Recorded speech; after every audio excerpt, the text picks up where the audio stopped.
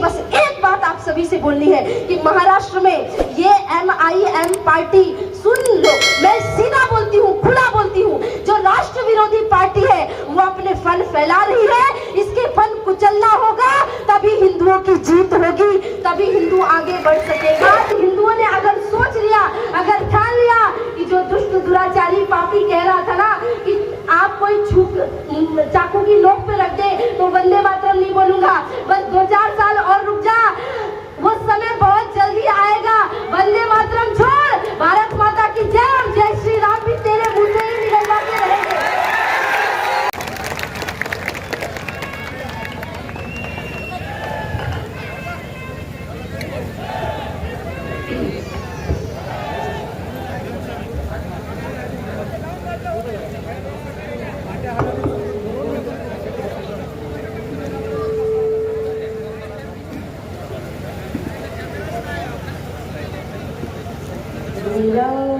श्यामलिपूर्णाङ्गं सीता समारोपितवामभागं पाणौ महाशायकचारुचापं नमामि रामं रघुवंशनाथं। सभी लोग दोनों हाथ ऊपर उठाएं, मुट्ठियां बांध लें। कार्यक्रम का प्रारंभ और शुभारंभ हम ऐसे ही करेंगे। मैं देख रही थी आप लोग जैसे घोष कर रहे थे, इतना धीरे धीरे जैसे घोष कर रहे जैसे आपने 15 दिन से एकादशी का उपवास करके आए हैं। मानती हूँ नवरात्रि चल रही थी, पर आजकल उपवास ढंग से करता कौन है? 4 टाइम तो खाते हैं उपवास में, साबूदाना की खिचड़ी, आलू बड़ा, पापड़, चिप्स, क्या क्या खाते हैं ना। तो पूरी एनर्जी के साथ, पूरे जोश के साथ, पूरे उत्साह के साथ उठाइए तो हाथ। पहले तो हाथ में अपने ऐसे नहीं उठाना, ऐसे एकदम सीधे पूरे जोश के साथ। हमें लगना चाहिए आज हमारे आसपास का वातावरण जाग जाना चाहिए, और किसी भी विधर्मी के कानों में अगर आपके जय जय घोष की आवाज जाए तो उसे लगे यहाँ का हिंदू जाग गया है। उड़ाइए तो हाथ, मुट्ठियां बांध के मेरे साथ में एक स्वर में बोलेंगे, भारत माता की जय, भारत माता की जय, हिंदू राष्ट्र की जय, हिंदू धर्म की जय, जय जय श्री राम, जय जय श्री राम, जय जय श्री राम। बहुत बहुत धन्यवाद। मंच पे विराजमान परम पूज्य महाराज जी को कोटि कोटि प्रणाम, सभी संतों को वंदन, मंच पे विराजमान सभी पदाधिकारीगण, विराजमान सभी भाई मातृशक्ति, आप सभी को मैं प्रणाम करती हूँ, वंदन करती हूँ। अच्छा देखिए, मी मराठी समझते पर बोलू शकत नहीं है ना, तो इतना थोड़ा बहुत मराठी मुझे बस समझ में पूरा आता है, बस बोलने में नहीं आएगा। तो अब मैं हिंदी में बात करूंगी, पर मुझे पता है आप लोगों को बहुत अच्छे से, क्योंकि मैं पहले भी इन क्षेत्रों में आई हूँ, आप लोगों के साथ कार्यक्रम किया है, जानती हूँ। तो सबसे पहले तो आप सभी को रामनवमी पर्व की हार्दिक हार्दिक शुभेच्छा। आप सभी के जीवन में प्रभु श्री राम प्रकाश भरे, उज्जवल करें और आपको सदैव खुश रखे और आपको सत्कर्म का मार्ग दिखाए। आप सभी ने जिस उत्साह से हर एक गांव में, छोटी छोटी जगह में इस प्रकार से शोभा यात्रा निकली, आपके क्षेत्र में भी आपने शोभा यात्रा निकाली, और जिस प्रकार से मातृशक्ति आप सब लोग यहाँ पे आए हैं, इस वर्ष की रामनवमी केवल भारत के लिए नहीं बल्कि पूरे विश्व के लिए इतिहास रचा गया है। राष्ट्र के कोने कोने में प्रभु श्री राम की ये पावन रामनवमी मनाई जा रही है। लगभग केवल राजस्थान में ही 4000 से ज्यादा रैलियां निकाली गई, और ये वास्तव में एक नए युग का आगाज है। जब कोई भी व्यक्ति रामनवमी के पर्व को या नव वर्ष के पर्व को रामनवमी तक देख रहा होगा, उसने यही देखा होगा कि पूरे भारत के कोने में अगर एक कोई रंग देखा जाए तो केवल और केवल भगवा रंग चारों तरफ छाया हुआ है। कश्मीर से लेकर कन्याकुमारी तक हमारी संस्कृति, हमारा धर्म, हमारी विरासत, सब कुछ आज भगवा में हुआ है, और वो सिर्फ और सिर्फ आप लोगों की कारण, आप लोगों की प्रतीक्षा, आप लोगों की ताकत, आप लोगों का संगठन, आप लोगों की मेहनत, आपने बहुत कुछ करके दिखाया। वास्तव में जिन परिस्थितियों से हम जूझे हैं, अपने ही देश में रह करके, जिस प्रकार से हम बेगानों की तरह रहे हैं, अपने ही देश में रह करके जहाँ हमने अपना अपमान सहा है, अपने ही देश में जहाँ हमसे अमरनाथ की यात्रा में टैक्स वसूला जाता था, अपने ही देश में रह करके जहाँ हमें प्रभु श्री राम की पावन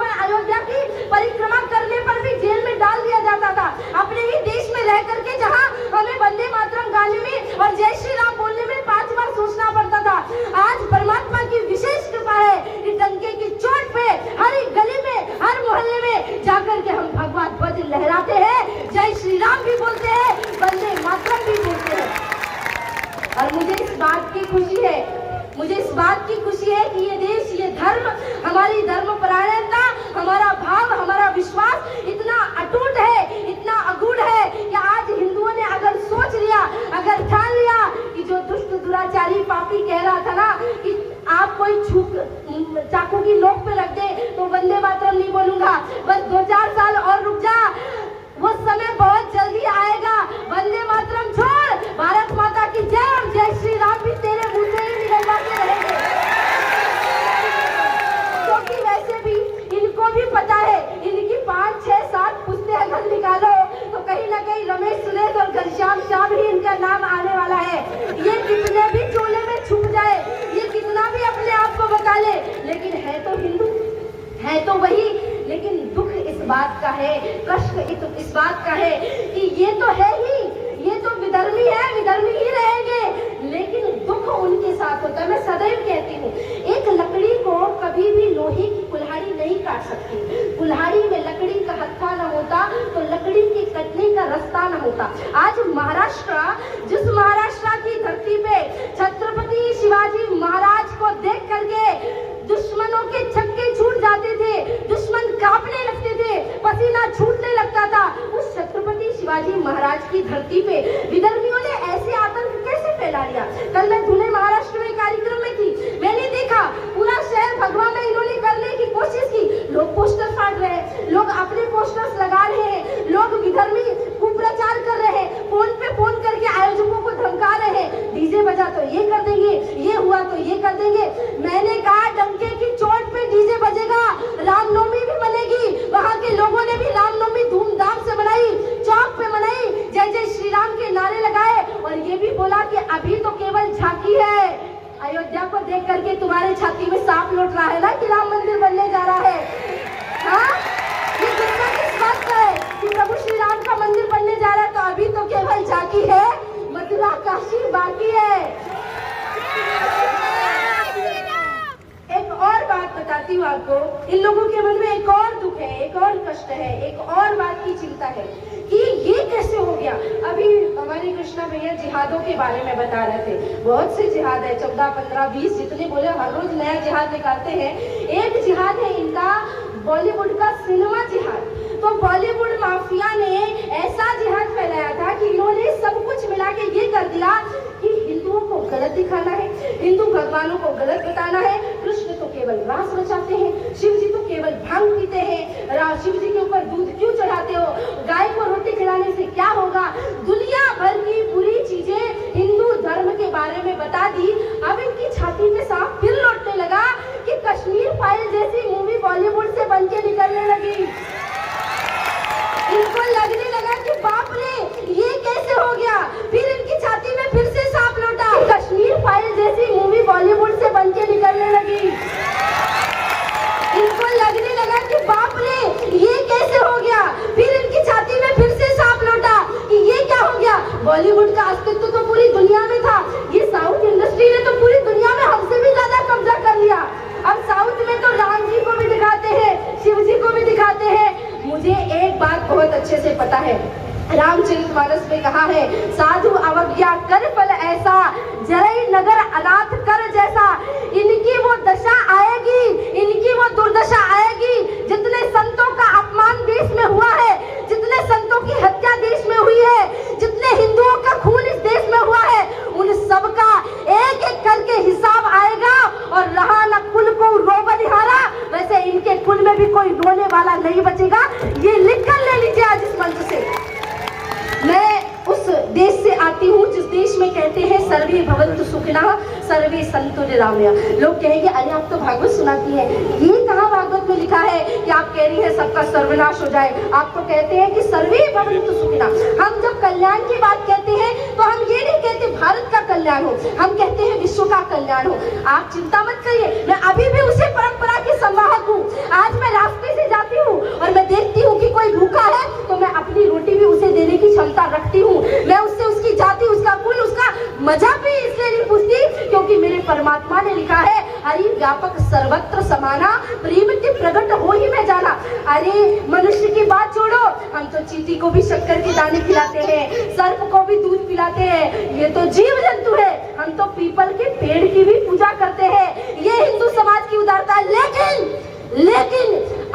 किसी ने हमारे देश में रह करके भारत माता को गाली दी, हमारे धर्म को गाली दी, हमारी बहन बेटियों के साथ लव जिहाद करने की कोशिश की, फिर तो उसका गला काट के माँ भारती के चरणों में चढ़ाने में 2 मिनट नहीं लगते।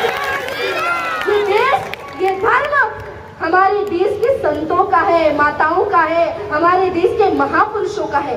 तो देखो, भाईचारे की भावना मेरे अंदर नहीं है। मेरे अंदर वो मेरा भाई है जो हमारे देश, हमारे धर्म, कौन कहता है हमने स्वीकार नहीं किया? हमने रहीम को स्वीकार किया। आज भागवत कथा की हर मंच पे मैं रहीम के दोहे गाती हूँ, रसखान के गुणगान गाती हूँ।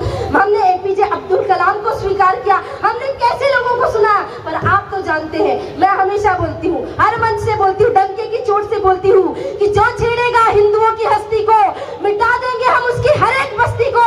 अरे रहना है तो रहीम रसखान बन के रहो, औरंगजेब बाबर बने तो खाक में मिला देंगे तुम्हारी हर एक।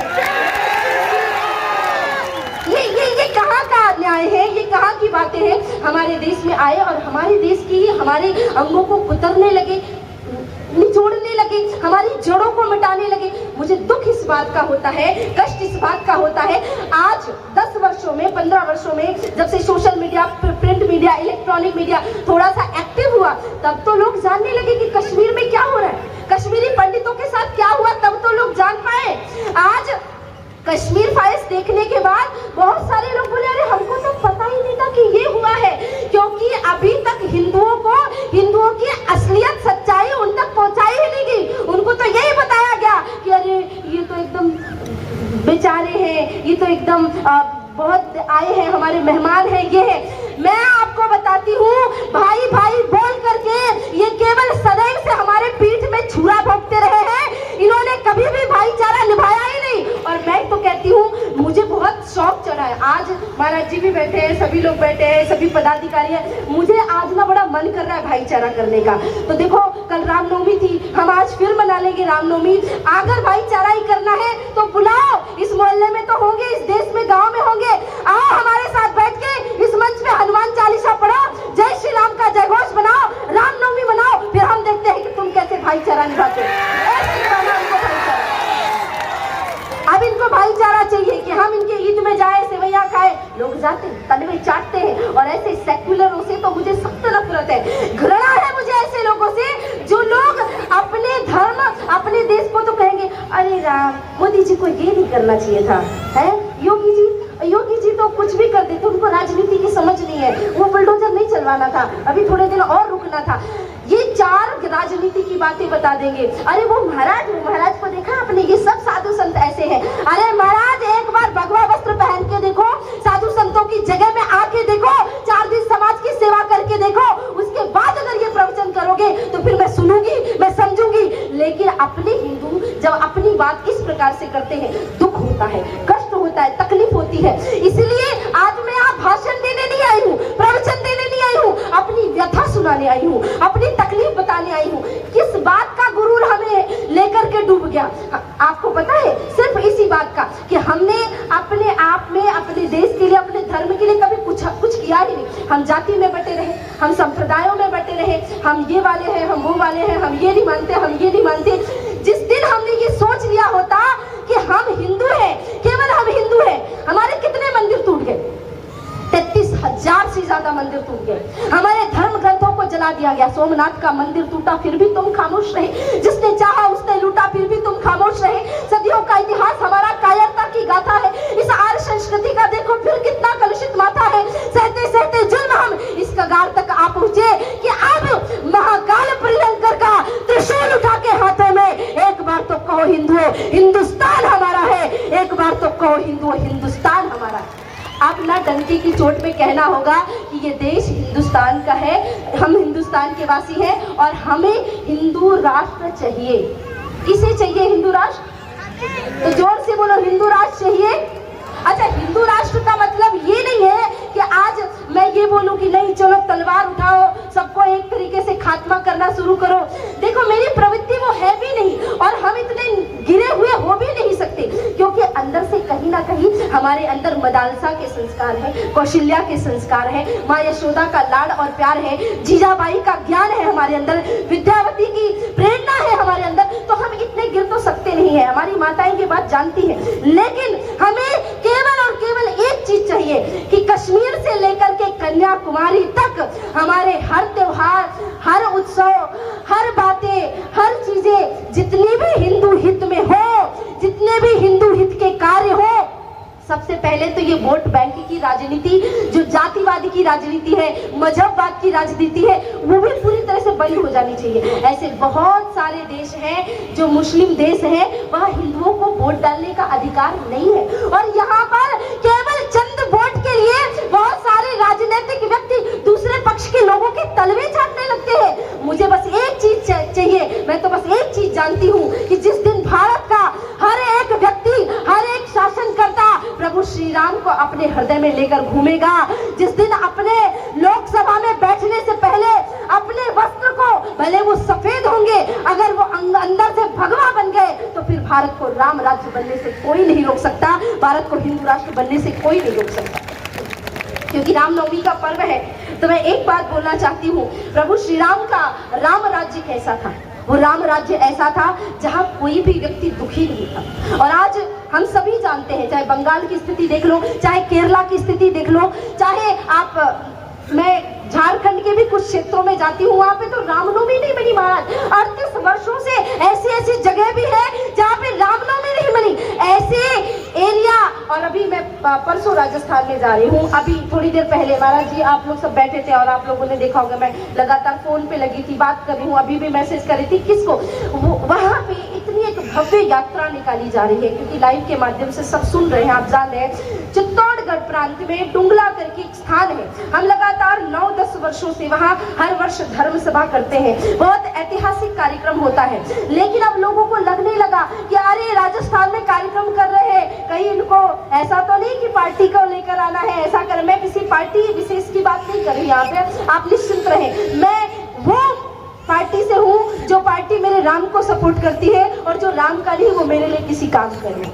आप तो वहाँ पे आज शासन ने लिख के दे दिया, आपके पास कितने डीजे चलेंगे? 100 डीजे। तो 100 डीजे का आधार कार्ड ला के दो, आरसी बुक ला के दो। कितने कार्यकर्ता है? अच्छा 2000 कार्यकर्ता, 2000 कार्यकर्ता का आधार कार्ड दो। आप सोचो परसों कार्यक्रम है और वो ऐसी कंडीशन रखते हैं। अच्छा ये कंडीशन तो ठीक है, डीजे से किसी को प्रॉब्लम हुई तो उसका जिम्मेदार कौन? कोई मानसिक क्षति पहुंची तो उनका जिम्मेदार कौन? मैंने साफ साफ मैसेज, एक आखिरी मैसेज लिख दिया, देखो भैया अगर डुंगला के घरों में, अगर वैसे तो हम तो जाएंगे, यात्रा करेंगे, कार्यक्रम करेंगे, सभा होगी, बहुत अच्छे से होगी, और धोखे से आपने सभा को रद्द करने की बात करी, तो फिर ऐसा ही क्लॉज, ऐसा फॉर्म हम भी आपसे भरवाएंगे कि वहाँ पे हमारी मानसिक क्षति हुई है, उसका जिम्मेदार कौन? वहाँ का प्रशासन। वहाँ पे कहीं आग वाग लग गई या किसी हिंदू ने कुछ कर दिया, उसका जिम्मेदार कौन? वहाँ का प्रशासन। और वहाँ की सरकार के साथ भी कुछ भी हेरफेर हुआ तो उसकी जिम्मेदार कौन?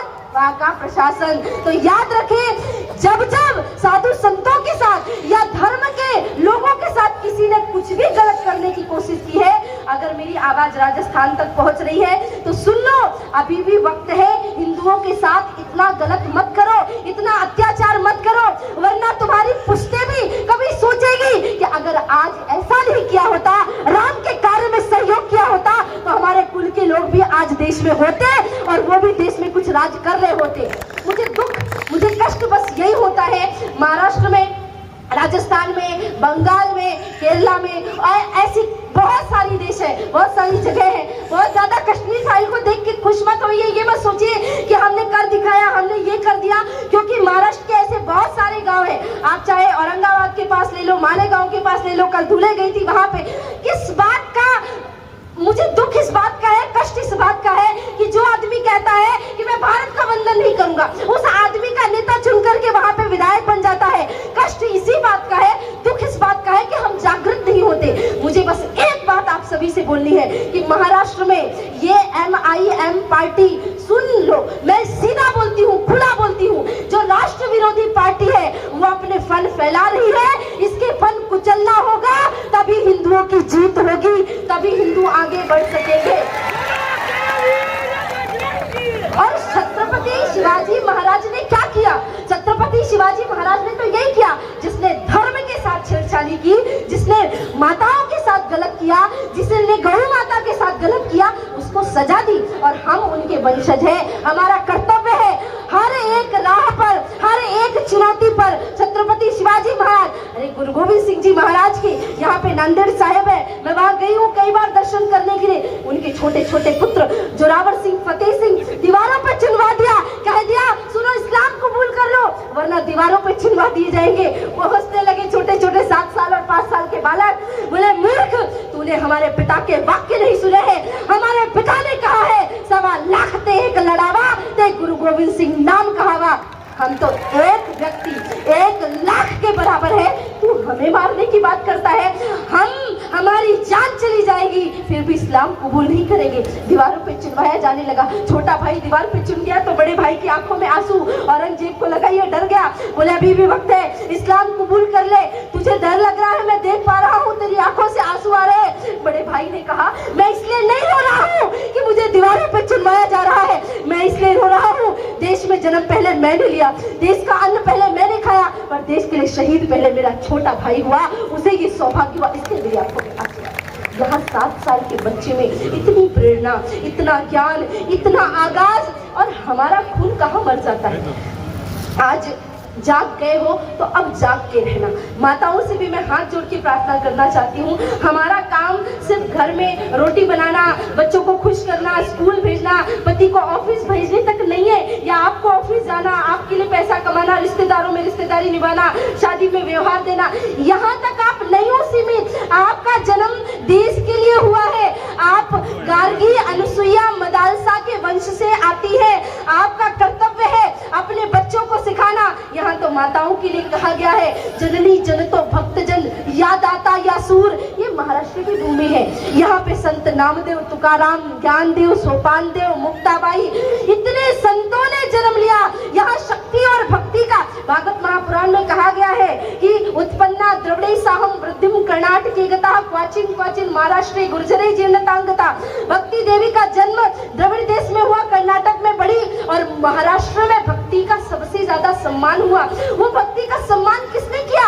हम माताओं ने किया। तो आप अपने अस्तित्व को क्यों भूल जाती है? हमारे यहाँ विदेश से कोई महिला आई, बोले भारत की औरतों को तो गोबर के कंडे बनाने के सिवा, चूल्हे जलाने के सिवा कुछ नहीं आता। हमारे यहाँ की औरतों को देखो चांद में पहुंच गई। हमारे महाराष्ट्र की एक माता उठ करके खड़ी हो गई, बोले क्या बोला, कहाँ तक पहुंच गई आपकी औरतें? बोले चांद तक। बोले तुझे लगता है भारत का इतिहास नहीं पता होगा, तेरे यहाँ की औरतें चांद तक ही सीमित है। हमारे यहाँ की औरतें तो ऐसी है, पति के प्राण संकट में आते हैं तो यमराज के पास जाके भी यम से प्राण छीन करके ले आती है भारत की औरतें। तो अपने अस्तित्व को पहचानिए, अपने बच्चों को योद्धा बनाइए, आप कर्मठ बनिए, देश धर्म समाज के लिए लड़ना शुरू करिए।